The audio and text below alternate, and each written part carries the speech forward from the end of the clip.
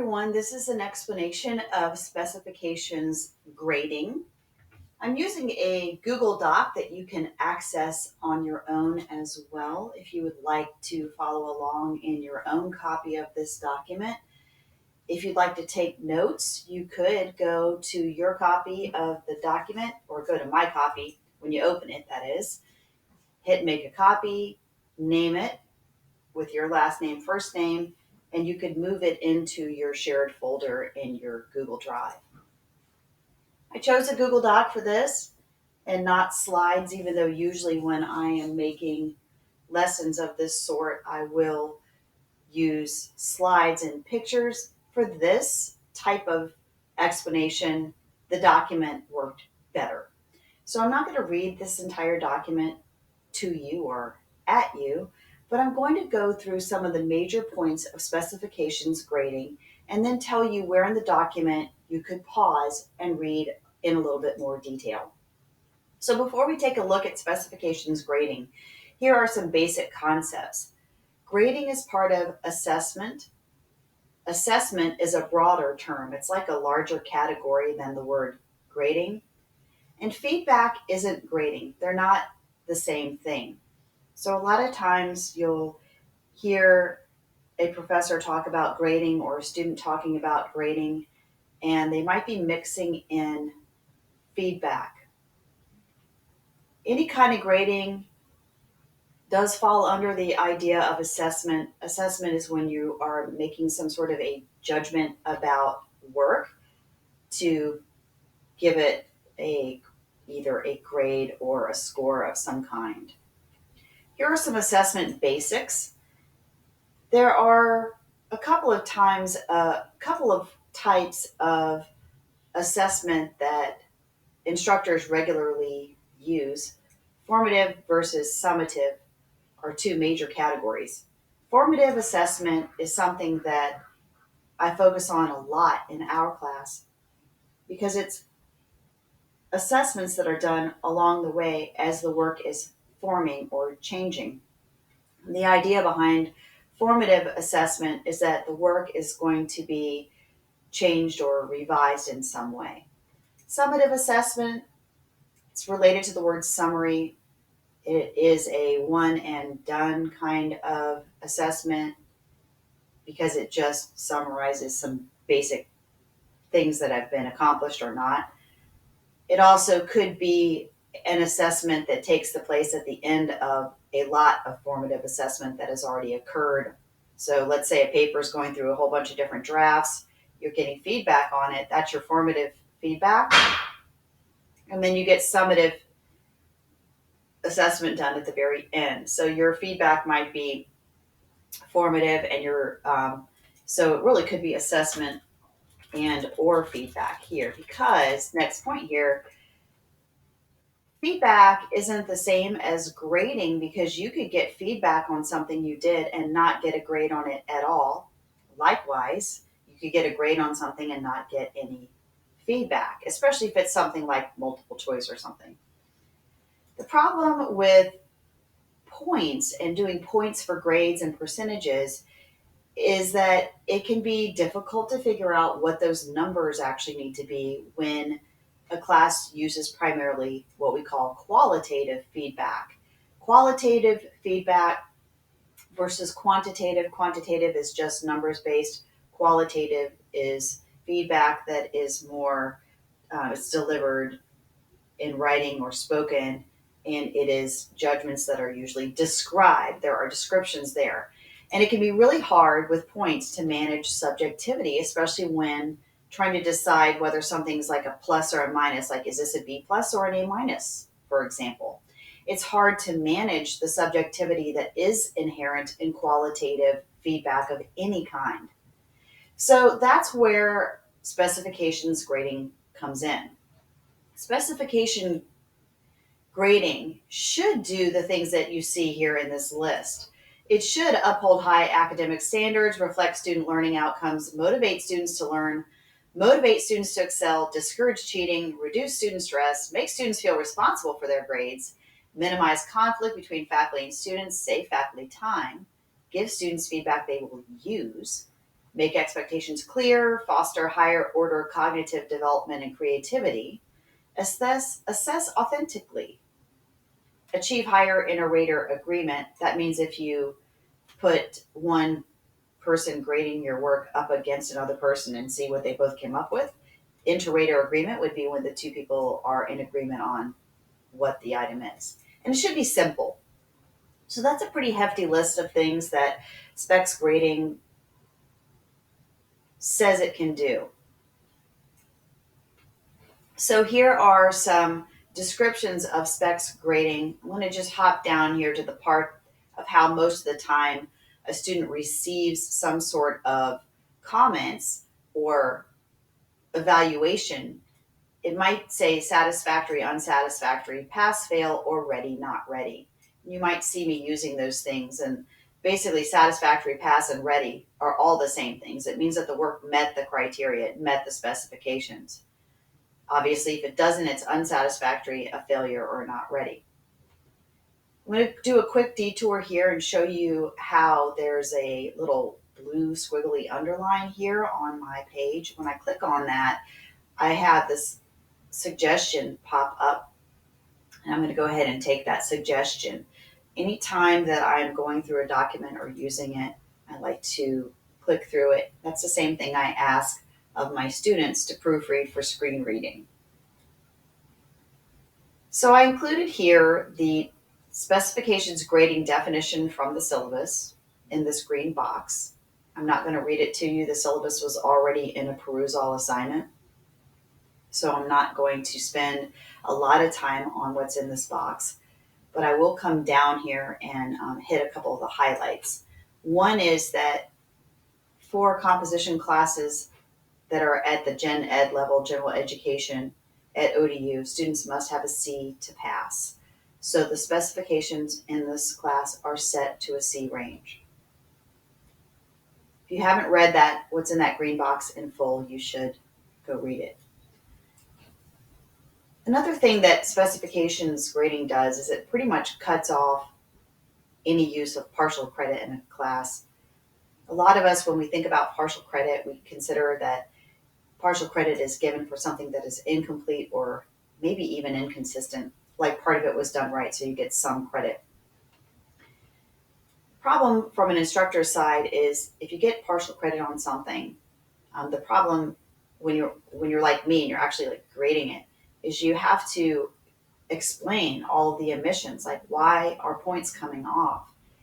The other problem is partial credit often involves settling for something regarding quality. And the biggest problem is this one.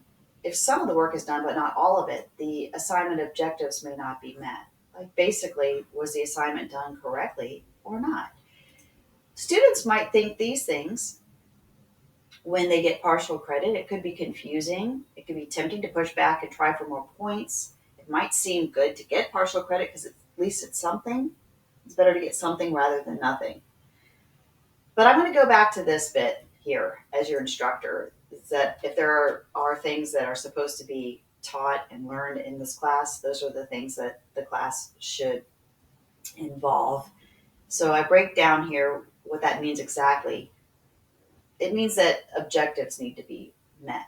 And so objectives, basically the objectives for our course, they are set by the English department and they are down here in this green box. They're also on the syllabus.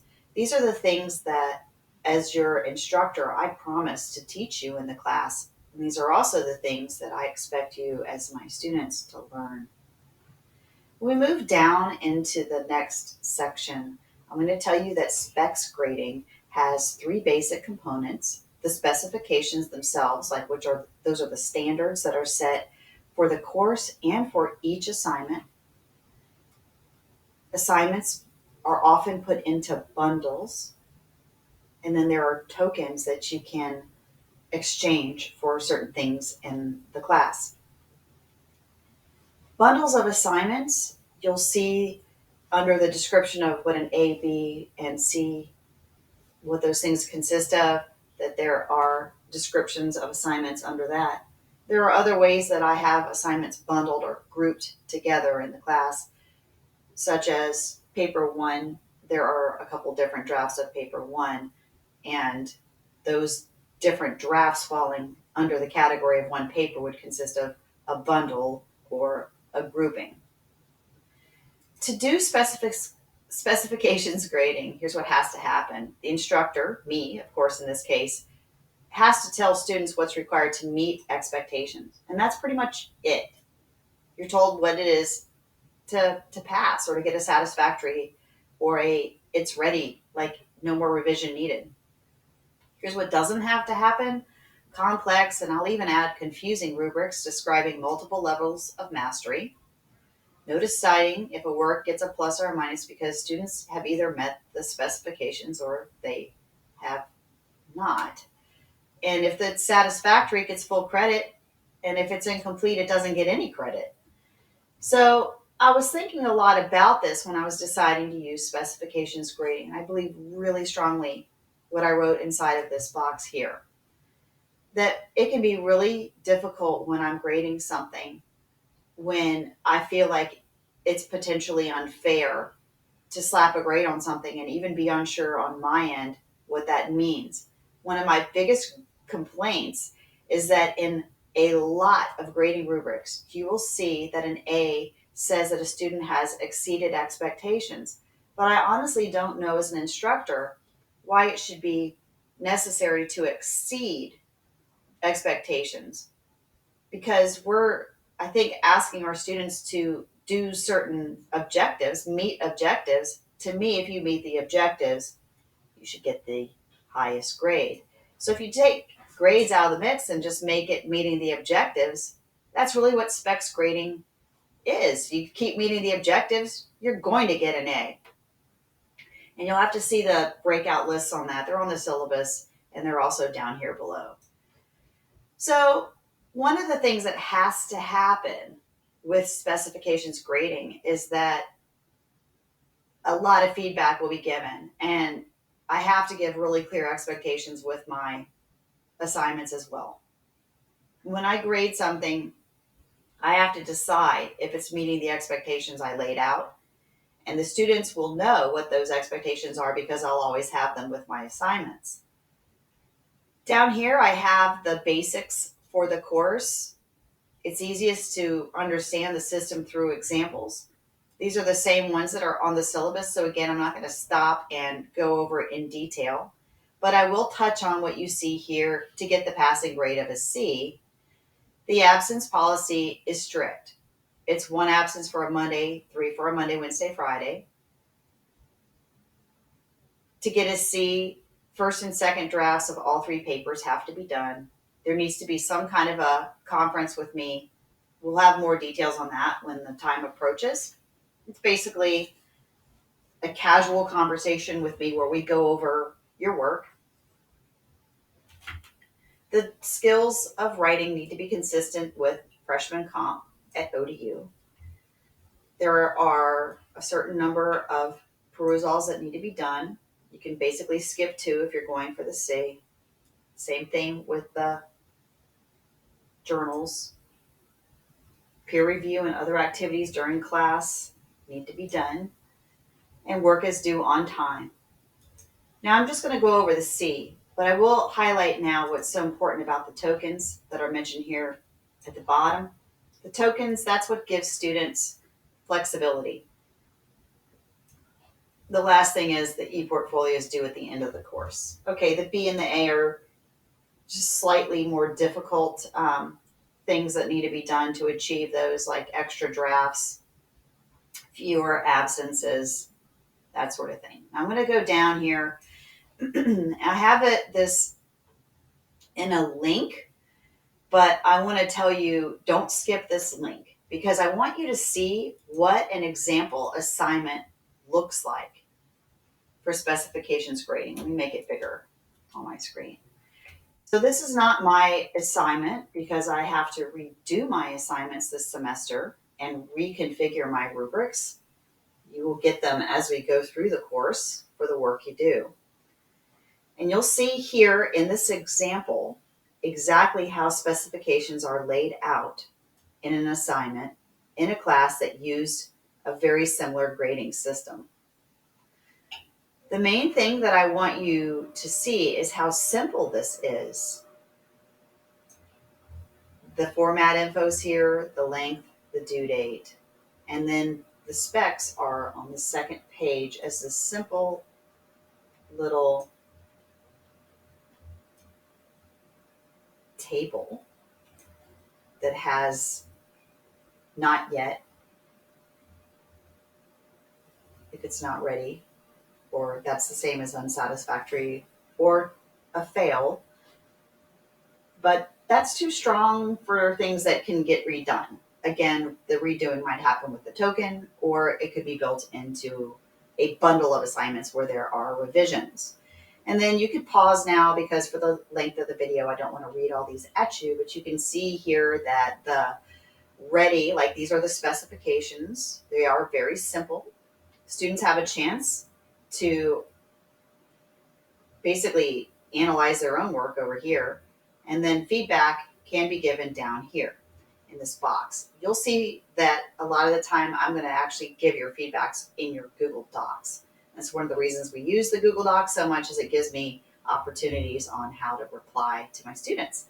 Now I'm going to go back over to where I grabbed that link and go down now to the section on tokens and how tokens work in the class to end this lesson on specifications grading. Here's the basics. If a student wants to submit an assignment late, it costs a token. Students all get 5 tokens automatically in this class. Students can earn more tokens if they have some kind of exceptional participation, or I offer some other way of earning an extra token. It's like extra credit. I'm going to track tokens, and you should track them as well. So the biggest thing about the tokens is it gives flexibility. And then here's the explanation in the screen box from the syllabus on tokens. Again, I'm not going to review it again here because it's already been something you should have seen in the syllabus lesson. But here's the list of what you can use tokens for in your class. Thanks for watching.